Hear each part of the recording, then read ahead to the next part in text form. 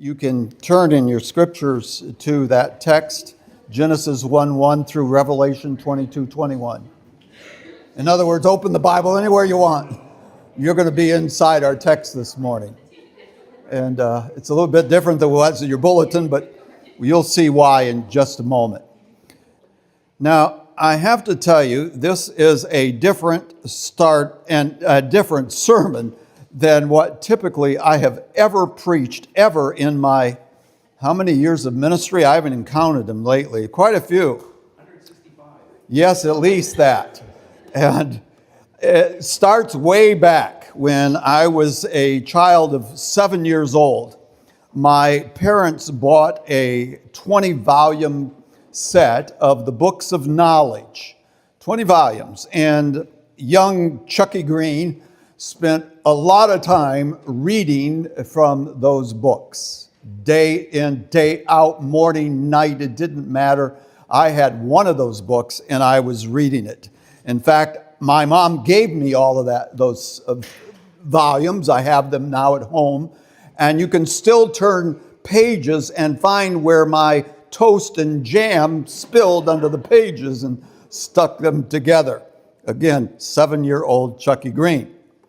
And within those books are many types of information. It's a book of knowledge, but also it's filled with all kinds of poems and stories and myths and fables and fairy tales.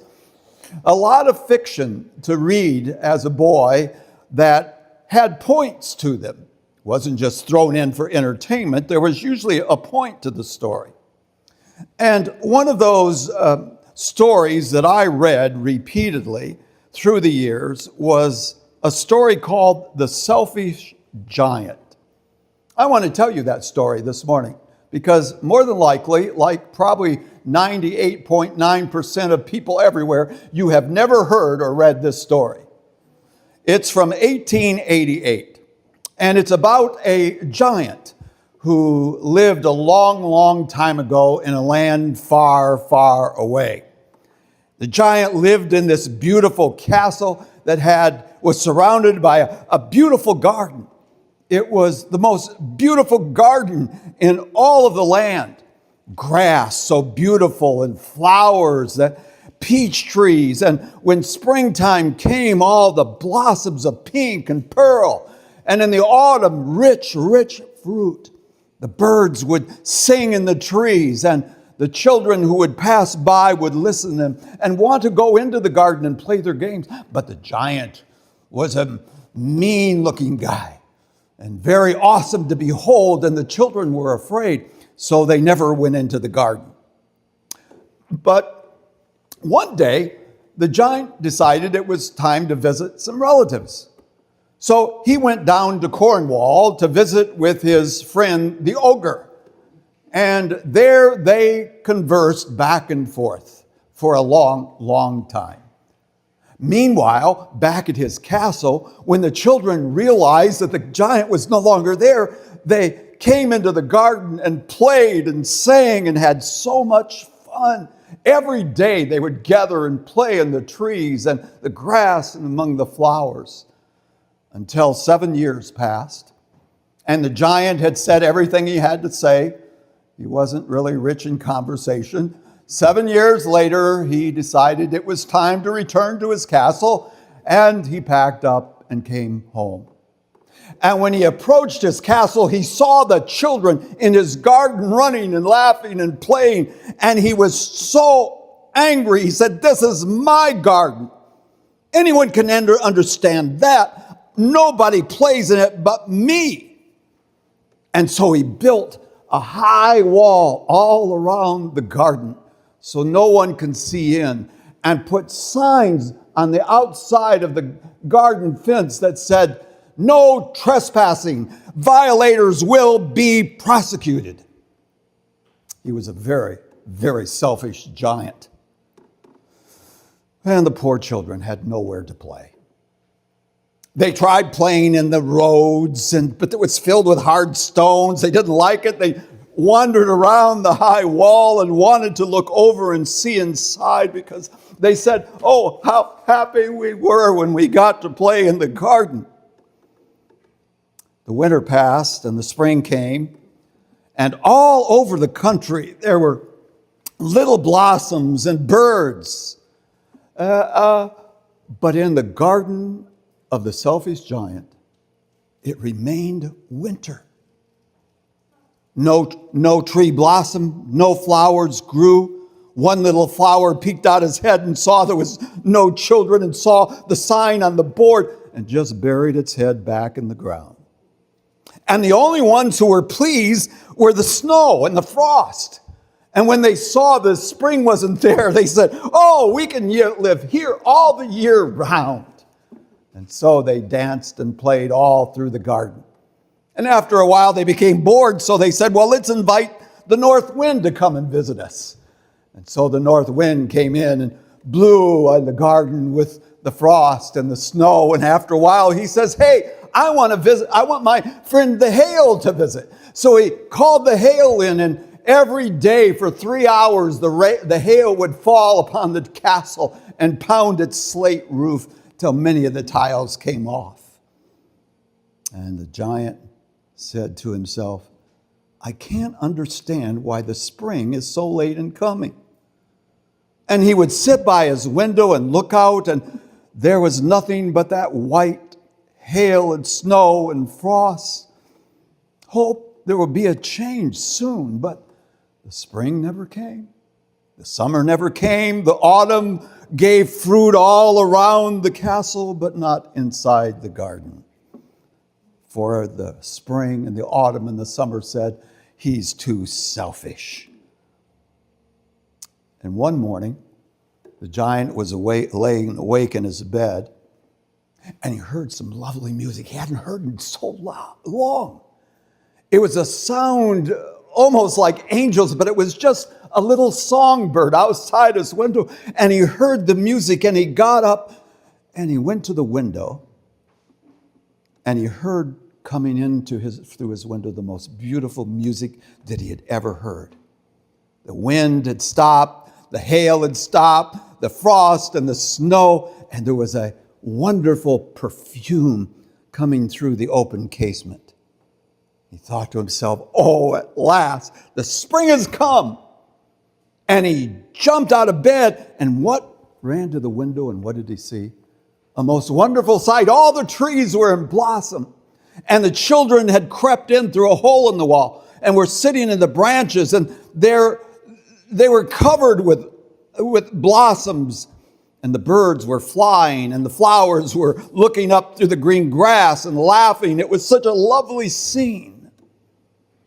But in one corner, the far corner, it was still winter. And below the tree that was in that corner was a little boy who could not get up into the tree. And he was crying bitterly. And the giant saw him, and his heart was moved for this tiny boy who could not get into the tree.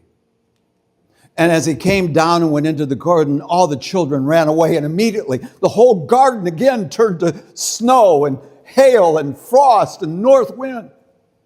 But the little boy was too intent on weeping and wanting to get up in that tree, and he never heard the giant come down, and so he never ran away.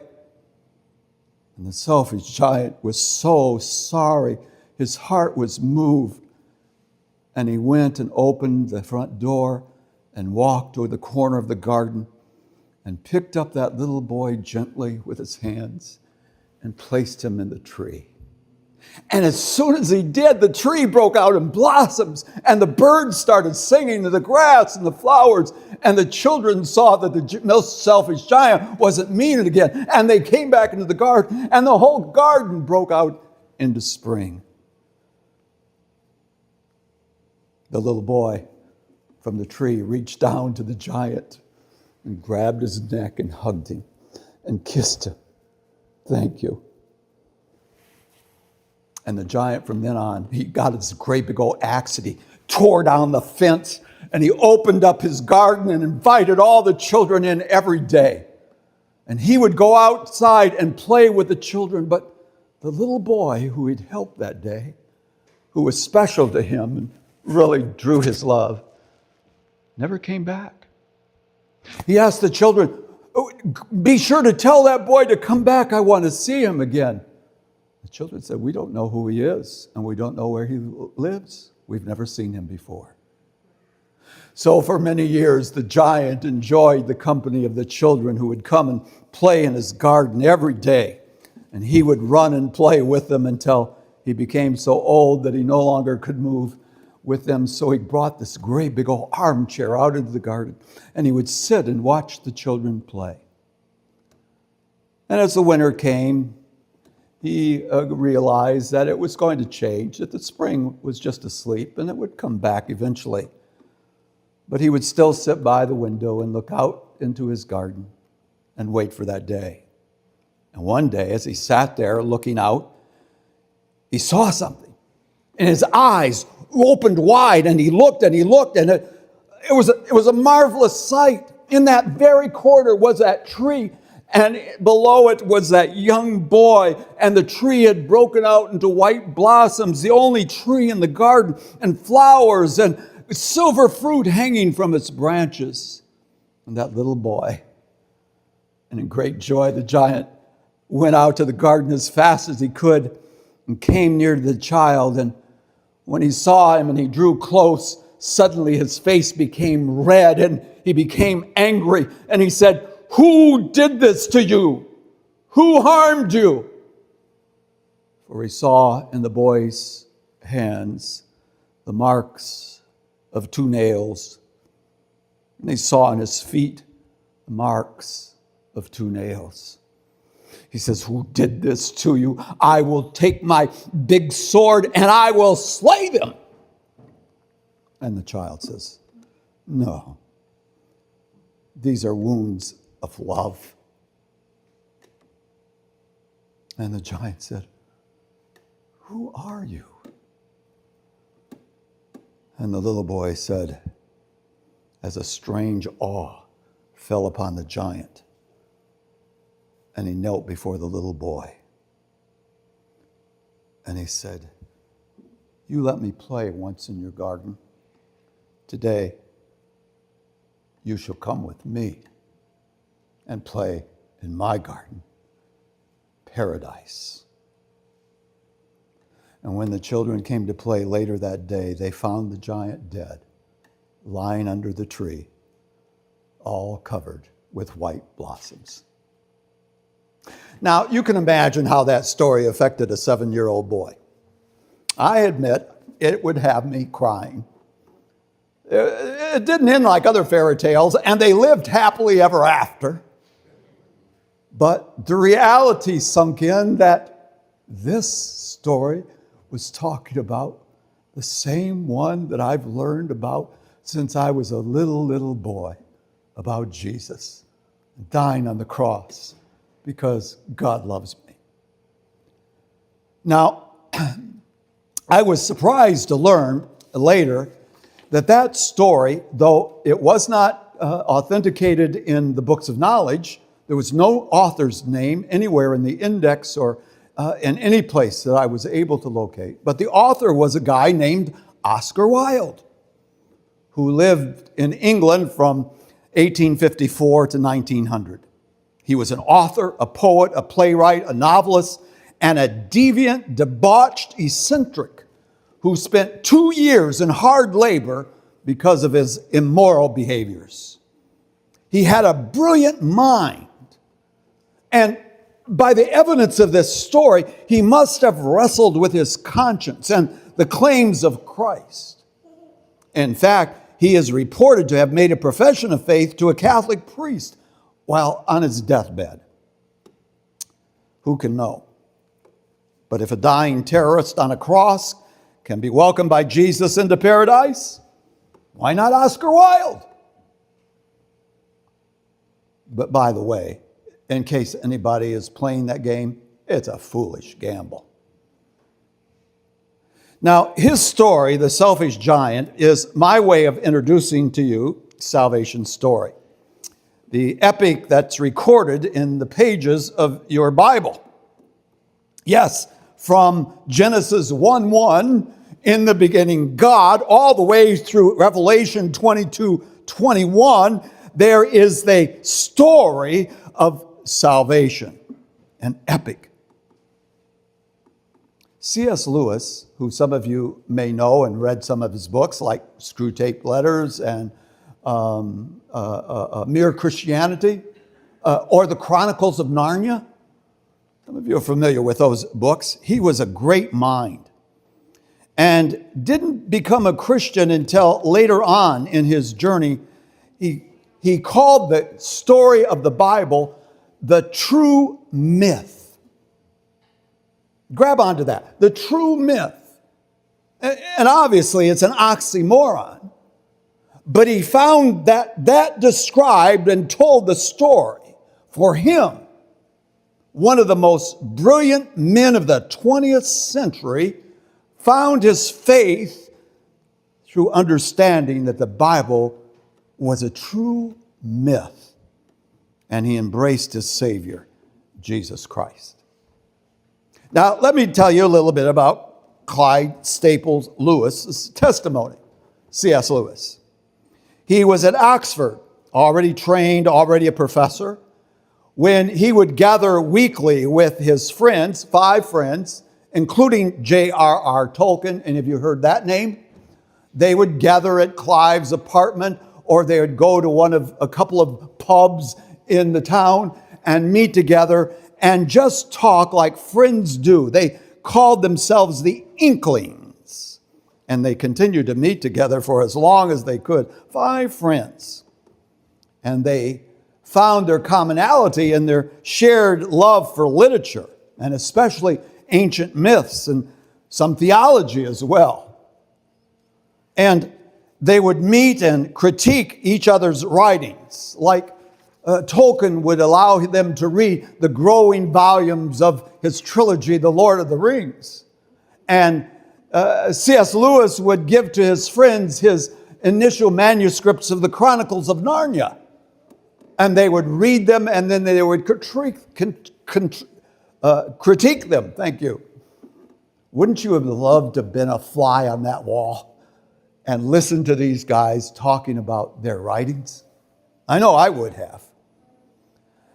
One evening, after their gathering, Toller, that's what they called Tolkien, his nickname was Toller. Toller and Jack, which was Clive's, C.S. Lewis's nickname, decided to take a walk, a late night into the early morning stroll, because they wanted to continue discussing that night's main topic of conversation. Tolkien argued with Lewis, who was a confirmed atheist at that time, that pagan myths were not lies, but echoes of God's truth, broken fragments of immortal truth that were revealed in the epic story of redemption as recorded in scriptures. Lewis wasn't convinced, but he continued to privately wrestle with the thoughts that Tolkien had stirred up. Could the historical records of Israel, of Jesus, of the Bible be the source, the historical record from which all the world's myths were birthed? The one true myth that shaped all the others. A few days after that fateful stroll conversation, Lewis's brother, Warren, who was a member of the Inklings, came to Clive's place to pick him up for a visit to a local zoo, Whipsnade Zoo, about 45-minute drive from Oxford, where Lewis lived. This was 1931, and Warren came to pick up his brother in a motorcycle with a sidecar. I had to find out, guys. I did a little research. It was a Triumph with a sidecar. And he came to pick him up to go to the zoo. And Lewis recounted how, as he slid down into that car, a disbeliever, but by the time they arrived at the zoo 45 miles later, he was convinced Jesus is God. He said he never looked back, and he continued in his faith to become the greatest Christian apologist of his generation, and possibly the greatest since the Apostle Paul lived and wrote. In his book, Surprised by Joy, Lewis wrote that he felt his journey from being England's most dejected and reluctant convert to a person of deep and abiding faith was really a journey back home. I couldn't find out, but I wonder if C.S. Lewis thought of himself in the terms of the prodigal son who found his way back to the Father. Now, my reason for this strange sermon this morning is my desire that everyone I know and everyone I meet knows the greatest story ever told. The true myth. The story of God's great love adventure in rescuing and restoring his lost and broken creation and his beloved creatures, man and woman, and all their children. You see, Christian faith, real, authentic Christian faith, is not built upon theology, a system of beliefs, nor is it about you buying into some religious branding or contrived system or culture. Christian faith is built upon a love story, a grand adventure, an epic, as they say, of biblical proportions that grips your heart much in the same way that that movie grips your heart. You know, the one that always makes you cry. Now, it's hard for guys to confess this, but we all have that kind of movie. I know you ladies do. My first was a movie called Lassie Come Home from 1930-something. Maybe it was 40-something. I don't know. It was an old movie. And it starred a very childlike, not Shirley Temple, Elizabeth Taylor and Rodney Dowell, who later was in the Planet of the Apes, that kind of stuff. But anyway, they were just kids. And it was the story of this collie, Lassie, who belonged to a rich man in his kennel, and there was some kind of problem, and Roddy McDowell's dad brought the dog home to take care of him, and the dog became attached to the little boy who knew he couldn't keep him, but they came so close and they played and they loved each other. And Lassie would come and wait for the little boy every day when he came home from school. And they had so much love for each other. And then the rich man came and took the dog away and moved him far north in Scotland, away from where the little boy lived. And the little boy wept and wept and wept. His dog, his buddy, was gone. Some of you remember the movie, or you've read the story, the book. Lassie, too, was heartbroken. And finally, he escaped from the kennel in Scotland and began this long, torturous journey back to the little boy.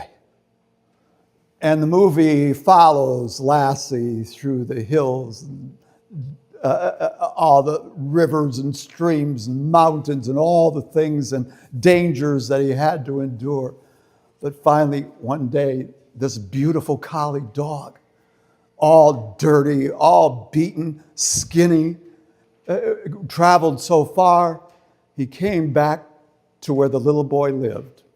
And as was his habit when he lived with the little boy, he sat outside the school and waited for little Roddy McDowell to come out. Well, you can imagine the scene. And little Chucky Green would bawl like a baby. How many of you have a movie like that? Well, I hope so, or you have deep heart problems and you need help. Authentic faith, the kind that has seen in Jesus the genuine story, the true myth, is first and foremost a matter of heart, of being drawn to God by a love story so huge, so deep, so true, so beyond full comprehension that only the heart, not the mind, can grasp it first. That's why when the book of John was written, that verse 16 in chapter 3, for God so loved the world. It's meant to convey that very, very important message.